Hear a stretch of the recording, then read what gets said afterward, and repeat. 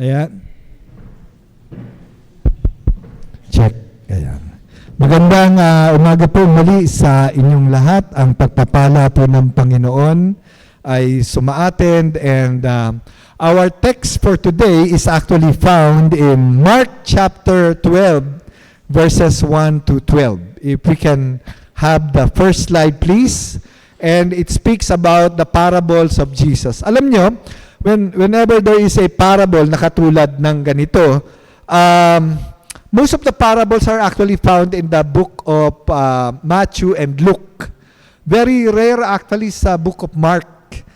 In fact, ang last parable before Mark chapter 12 is chapter 4. So medyo malaki yung pagitan.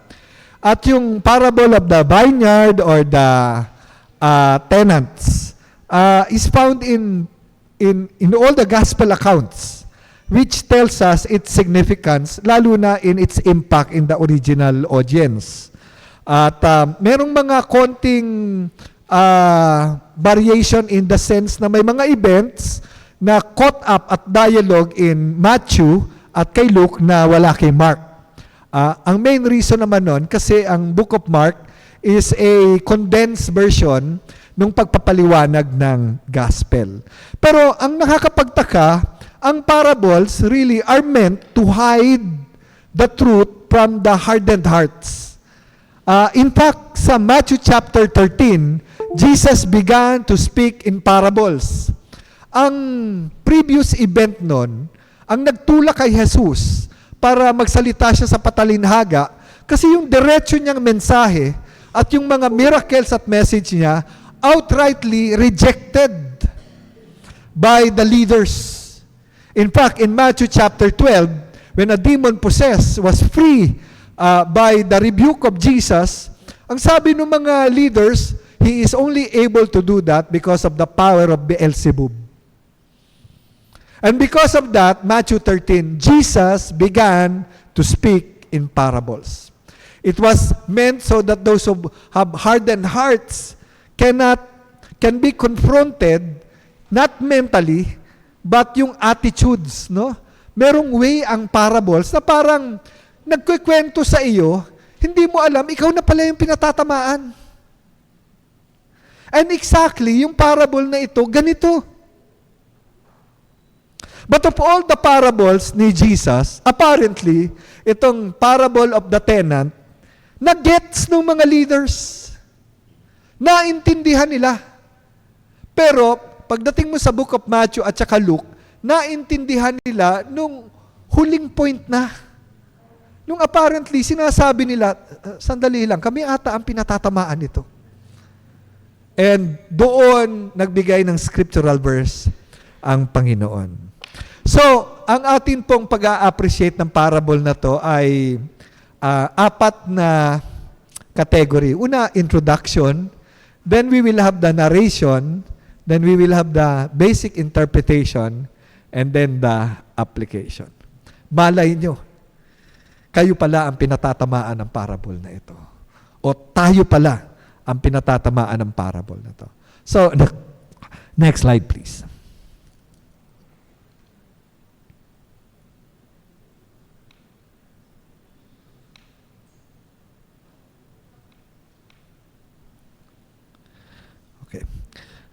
The parable of the tenants. Tingnan po natin sa Mark chapter 12 as I read.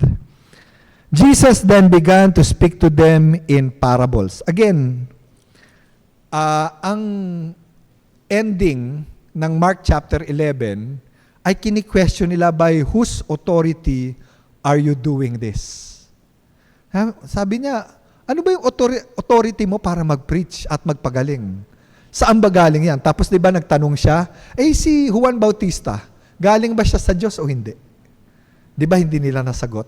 And then, Jesus began to teach this parable. So, again, hindi yung mental ang inaatake ng Panginoong Jesus. Pumupunta siya dun sa attitude. Hindi academic appreciation.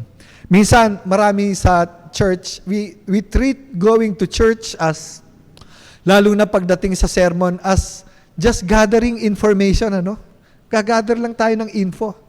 Normally, ang nagiging attitude ay, kasi may magba-Bible study ako, para may makuha rin ako pang Bible study o pang share. O kaya, para may baon din ako. Ang parating attitude ay para sa kanila, hindi para sa akin. No? Samantalang si James would later on say, sandali lang, ang pag-aaral ng salita ng Diyos ay para sa inyo, hindi para sa iba. Doon kasi sa church nila James, nagbanggit siya, not many of you ought to be teachers. Bakit? They wanted to become teachers and prominent kasi may certain class pag ikaw ay nagtuturo. Sabi ni James, hindi. Yung inyong attitude ay para kayo ay makilala, samantalang ang salita ng Diyos ay para sa inyo. No? So, ganito rin si Jesus. He began to teach in parable. A man planted a vineyard, he put a wall around it, dug a pit for the winepress, and built a watchtower. Then he rented the vineyard to some farmers and moved to another place. At harvest time, he sent a servant to the tenants to collect from them some of the fruit of the vineyard, or sampling, no? But they seized him, beat him, and sent him away empty-handed. Then he sent another servant to them. They struck this man on the head and treated him shamefully. He sent still another, and that one they killed. He sent many others. Some of them they beat, others they killed. Now, contracting laborers during that time was a fairly common practice. Pag may lupain ka, kukontrata ka ng mga tao, at meron kayong contract normally, understanding of a percentage of the split nung kita, nung lupa, no? And sa Leviticus 19, normally from the planting to the harvesting to the wine press until the fermenting, it will take you around 5 years para doon sa initial na planting mo. So, yung audience ni Jesus naiintindihan that it was a common practice during that time. What was not common was the attitude ng tenants. Normally, tenants are mga relatives din, mga kakilala, mga network. Dahil sa isang lugar, magkakamag-anak naman at clan. Ibig sabihin, most likely, mga kakilala niya rin ito. And nung hinar itong mga ito, ang ginawa nila, inisip nila after 5 years, hindi na siguro babalik. Nagpadala ng sampling. Nagustuhan na nila yung kanilang pag-aari while they were stewards. In a way, nakalimutan nila yung contract na meron silang hatian. Probably they wanted to keep everything for themselves. So nung dumating yung servant, anong ginawa? Sinaktan. They beat him. Inalis, empty-handed. Ang pangalawa, they seized him and beat him. They struck this man. Literally, they smashed his head. That's the original language. Geneo. They mashed his head. At pangatlo, nagkaroon ng escalating response. From just hurting, now to killing. Ang tanong ko, what were they thinking? Ano yung iniisip nila? Hindi ba nila alam, yung taong may lupain at kayang magbayad ng mga hireling, kaya ding magbayad sa gobyerno para magkaroon ng warrant? Actually, may warrant of certificate ka lang nun. Pwede mong ipahuli yung mga tenant. Hindi sila nag-iisip ng consequence. Well, again, this is but a parable. Pero may pahalintulad na para bang ang mga tao makuha lang nila yung pinakakamit nila, walang consequences na iniisip. No? Ganon yung nature ng kasalanan. It is always for the satisfaction of the immediate. Pero, the next slide, ito naman ang tanong ko. What was the owner thinking? Di ba? Nagpadala ka na ng isa. Naloko ka ng isa, naloko ng pangalawa, naloko ka ng pangatlo, nagpadala ka pa uli. Patuloy kang niloloko. Then finally you said, papadala ko na yung aking anak. Yung anak ko, probably they will respect because he has the backing of legal certificate. He had one left to send. Isa na lang. A son whom he loved. Not just a son, but a son whom he loved. Kung hindi niya siguro mahal yung anak niya at gusto niyang yung anak niya, may mga anak tayong minsan tigas ng ulo, ito na lang padadala ko. Nang magulpi ka rin, no? Parang ganun. But ang distinction dito, this is a son whom he loved, whom he cherished. He sent him last of all, saying, they will respect my son. But the tenants said to one another, this is the heir. Come, let's kill him, and the inheritance will be ours. So they took him and killed him and threw him out of the vineyard. Hindi man lang inilibing, ano? What then will the owner of the vineyard do? He will come and kill those tenants and give the vineyards to others. Haven't you read this passage? The stone the builders rejected has become the cornerstone. The Lord had done this, and it is marvelous in our eyes. Again, ang tanong natin dito sa narration na ito, why would the Father send His own Son? He keeps sending servants when there was an escalating violence. Now He sends His Son? Here, Jesus as a master storyteller was highlighting the drama with a twist. The twist was, pag binasa yung same passage na ito in the book of Matthew, ang tanong ni Jesus, what will He do? Actually, sumagot yung audience. At nung sumagot yung audience, ang sabi ng audience, ay dapat patayin silang lahat. Jesus wanted the crowd to make the conclusion that they were worthy of all punishment.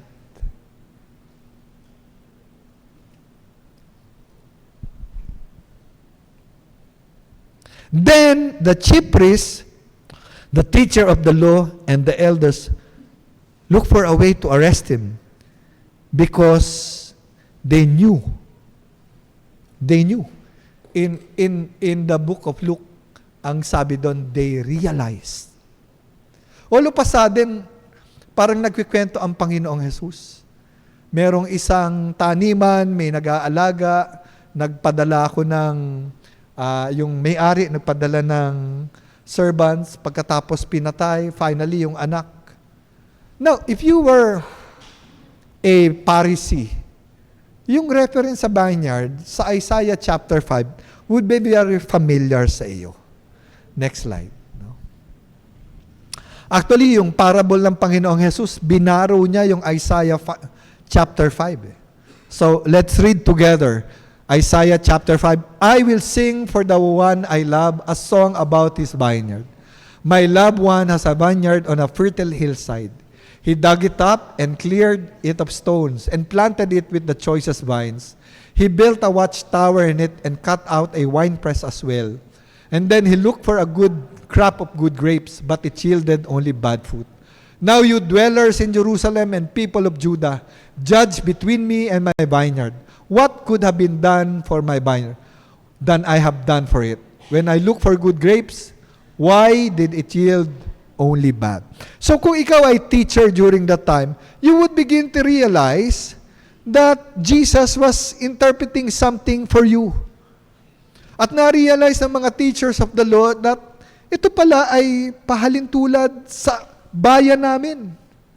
At yung bayan ng Israel, there was now an interpretation. Sabi sa Psalms chapter 80, verse 8, God planted the nation Israel. It is a vine coming from Egypt. Mula daw sa Egypt, kinuha niya, and then He planted the nation of Israel. So malinaw sa kanila with this picture in Isaiah 5 that Jesus was talking about the kingdom or the nation of Israel. Then, what is the journey? Ano yung umalis? Now, the journey is the time of the whole of Old Testament. Ito yung waiting time. From the time of Moses to the time of John the Baptist. The whole Testament before Jesus came and was proclaimed. Then, who are the servants? The Old Testament prophets. Sila yung nagbigay ng mensahe. Sila yung nag-aalaga. Sila yung kumukuha na ng harvest. And they were the appointed messengers of the Father. And what did they do? They killed the servants again and again and again. And now the beloved Son is here, and His name is Jesus. And what did they do? Alam nyo, Holy Wednesday ito eh. Nagsalita si Jesus Wednesday nung Holy Week. At ito yung kanyang parable. 2 days later, He was killed. So tingnan natin kung ano yung implication nito at ano pa yung further interpretation. Next slide, please. Ito yung mga servants na pinadala ng Diyos. Isaiah was cut into half. Zechariah was stoned by the king's command. And then you have Jeremiah thrown to the pit in despair, iniwan siya, and then finally stoned to death. Jesus Himself in Matthew chapter 23 would say, "Woe to you, teachers of the law and Pharisees, you hypocrites! You build tombs for the prophets and decorate the graves of the righteous. And you say, if we had lived in the days of our ancestors, we would have not taken part with them in shedding the blood of the prophets. So you testify against yourselves that you are descendants of those who murdered the prophets.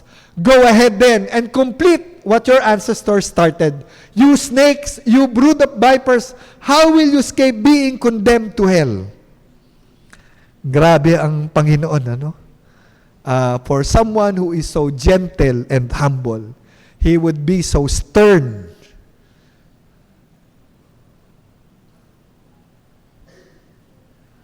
Sabi niya, kayo yun eh. Paulit-ulit nang may pinadala sa inyo. Paulit-ulit nang may mensahe sa inyo. Paulit-ulit nang may appeal sa inyo. And what did you do? Sasabihin nyo ngayon na kung nandun kami, hindi namin gagawin yon. We will not participate. Di ba maraming tao na sitting at the present, looking at history, would tell one another, kung nandun ako sa Panginoon ng Panginoong Jesus, malamang disciple ako. O malamang hindi ako magpa-participate doon sa crucifixion ng Panginoong Jesus. But let me just remind you, no? Malapit na yung Holy Week. The same crowd who said, Hosanna to the Son of David, would later on become the crowd who would say, crucify Him. Nagmensahe ata ako noon, ang tawag ko, Sanlinggong Pag-ibig. No? Lunes na mahal ang Panginoong Jesus, pagdating ng Friday, crucify Him na. Ganon din ho ba sa bahay ninyo? Unang taon ng pag-aasawa, love you dear. Pangalawa, pangatlo, panglima, crucify Him.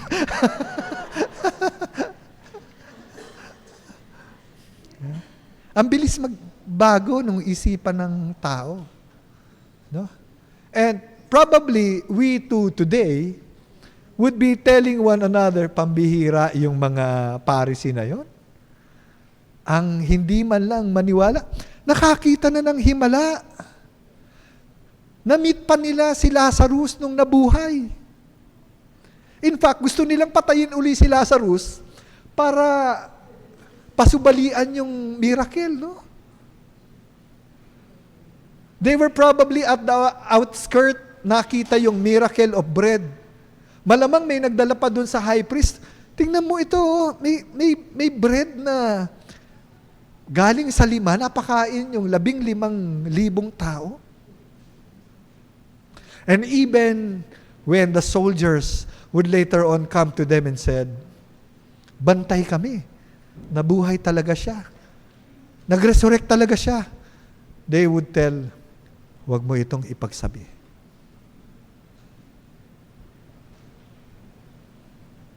The question for us today actually, with this simple passage is this. Next slide, please. What would you do with the Son? This was spoken on a Wednesday before Good Friday. Now here, Jesus was not only predicting his death, he was telling how they would do it. Si Jesus is not a product of accident. His death was always been his mission. Malinaw sa kanya, napapasok siya in 3 years' time, and on the end of the 3rd year, he began to tell his disciples again and again and again, I must die and become a ransom for many. The disciples did not listen because they had a different vision of the future. Their vision of the future of Jesus sitting at the throne of Herod. Papalit si Jesus kay Herod. And yung 12 disciples would become his counselors. Yun ang nakikita nila. Kaya tuwang-tuwa sila doon sa vision nila na kasasamahan si Jesus doon riding through a donkey, no? Nagtatalo pa nga sila, sabi nila, sino kaya ang nasa kaliwa at sino kaya ang nasa kanan? They were juggling for positions already. Yung bang parang may kandidato ka na malapit ng manalo. At sinasabi mo, pag iyan na upo, gusto ko DPWH.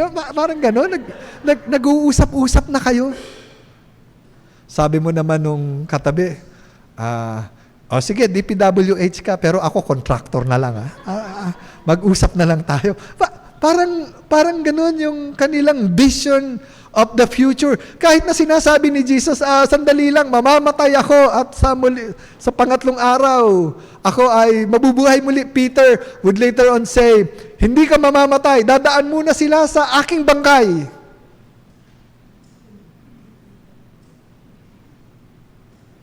How clear the message and how confusing it is when we already have our own message in our mind.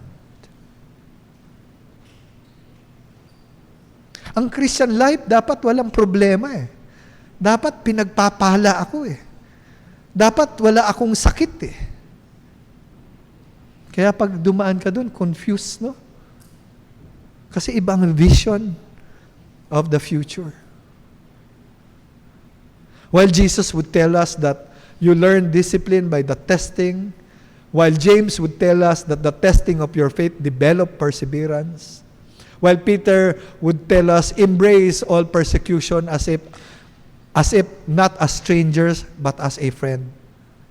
While we see that the right path is, sabi ni Jesus, makipot, ayaw natin minsan marinig ang bagay na yon kasi mas gusto talaga nating umattend doon sa mga conference na pinagsasabing, magbigay ka lang ng seed money, magiging milyonaryo ka, maniwala ka.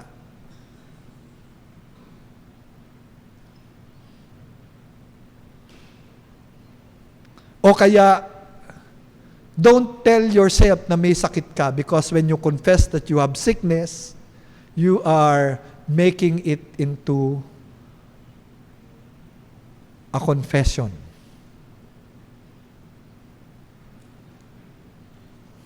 It is the death of Jesus and the process of His exaltation that always reminds me that suffering and testing will always be part and parcel of the Christian life and Christian living.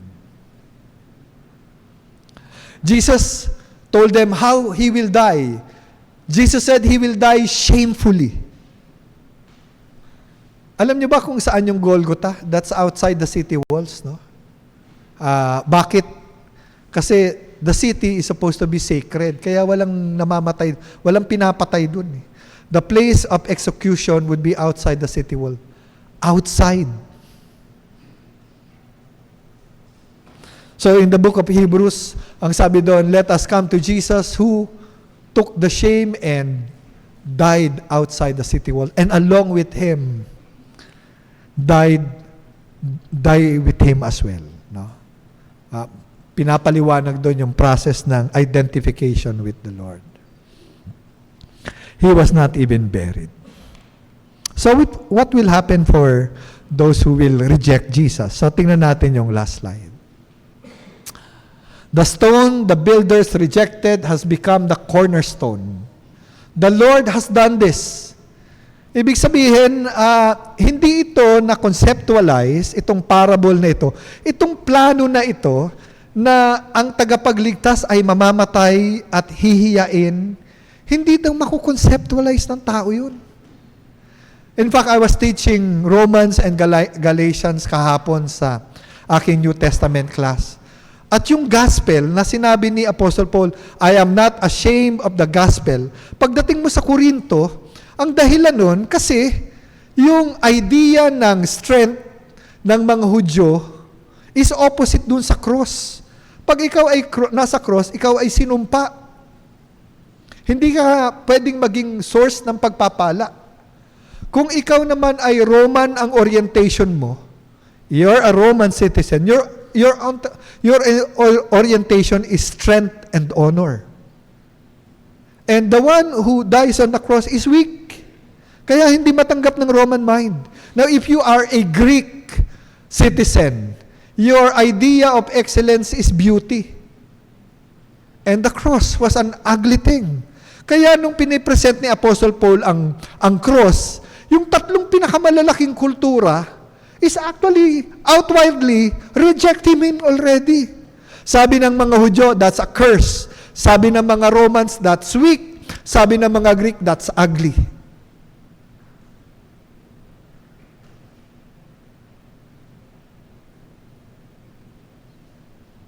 We do not want to admit it, but many times, our own philosophy of mind clashes with the message of the gospel. We do not want to be weak. Ayoko ko kaya na maiwanan ako ng mga naging kaklase ko. Gusto ko, I'm number one. Kaya pag a-attend ka sa mga class reunion, gusto mong dumating kahit Uber yung dala mo, yung magandang klase ng kotse. No? Ayaw mo kayang masabihan na naiwan sa buhay. At ipinagpalit mo yung karir mo para sa isang Christian calling. And to be said, you made a bad choice. Ayaw mo kayang masabihan, even if it is God's will, that you should come to become a Christian witness even to an ugly kind of death. No? May mga Kristiyanong namatay ng may dignidad eh. At ipinapakita iyon para makita lamang na paano ang mananampalataya kayang tanggapin ang loss ng may pasasalamat sa Panginoon. And that's a Christian witness. Malaking testimony yun.